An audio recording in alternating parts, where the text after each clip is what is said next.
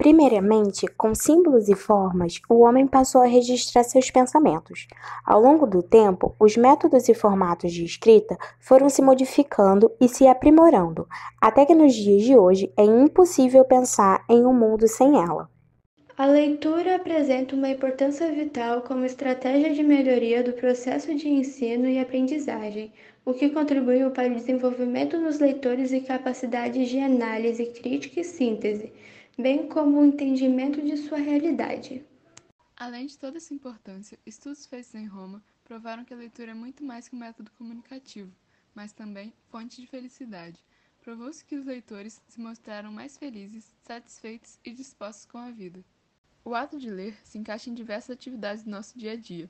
A junção delas, trazendo um sentido geral, desperta em nós a cognição, ou seja, a interpretação e entendimento, que consequentemente ativam as nossas emoções, sensações e outros pensamentos. Ter contato com grandes obras e ter o hábito da leitura faz o indivíduo ser mais rico intelectualmente, apto para tomar decisões e tirar conclusões com mais segurança.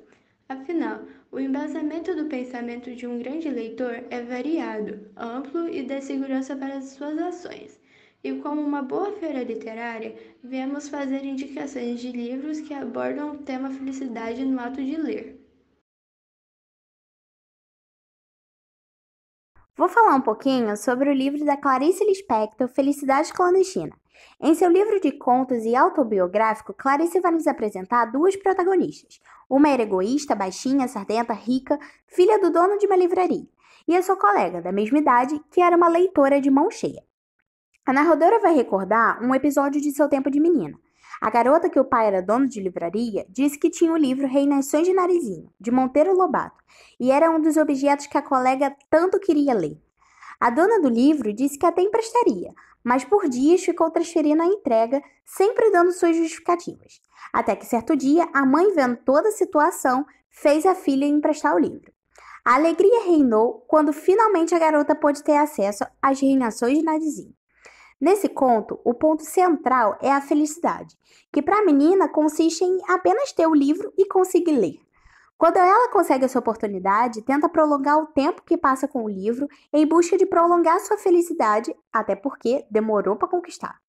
No conto, a narradora diz que se sentia uma rainha delicada. A felicidade era tão grande que não se sentia uma menina com o livro, e sim uma mulher com seu amante. Olha como a felicidade às vezes está nas pequenas coisas. O livro era o significante da felicidade. Essa é a minha indicação, e espero que, assim como a personagem, você fique feliz com a leitura. O livro se passa no ano de 1939, na Alemanha.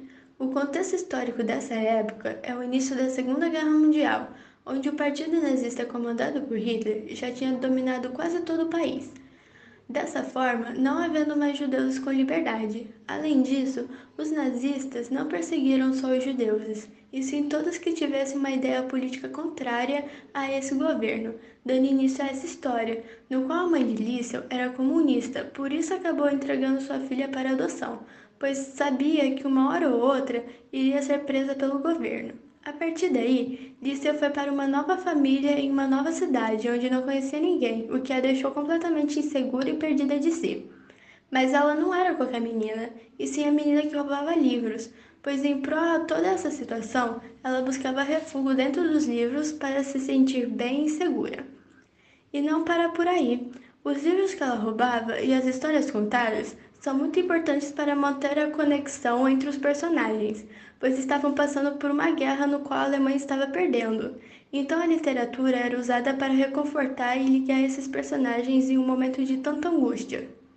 A Sociedade Literária e a Torta de Casca de Batata se passa um ano após o término da Segunda Guerra Mundial e conta a história de Juliet Ashton, uma escritora inglesa que publica livros através de um pseudônimo masculino.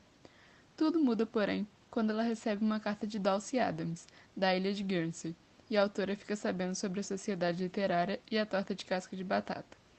Juliet viaja até Guernsey para conhecer mais de sua história, de seus moradores e da sociedade, e descobre muito mais do que planejara. O livro e filme retratam perfeitamente como a literatura pode refugiar e aproximar pessoas. Em meio à Segunda Guerra Mundial e em situação caótica, surgiu a sociedade, que apesar de não ter sido planejada, tornou-se um refúgio para o grupo em tempos difíceis, como uma maneira de escape para tantas coisas ruins que aconteciam. E em meio a tantos acontecimentos, a paixão por livros que foi criada tornou possível duas pessoas desconhecidas, e posteriormente mais algumas, terem seus caminhos cruzados. Isso explica a dimensão de um livro.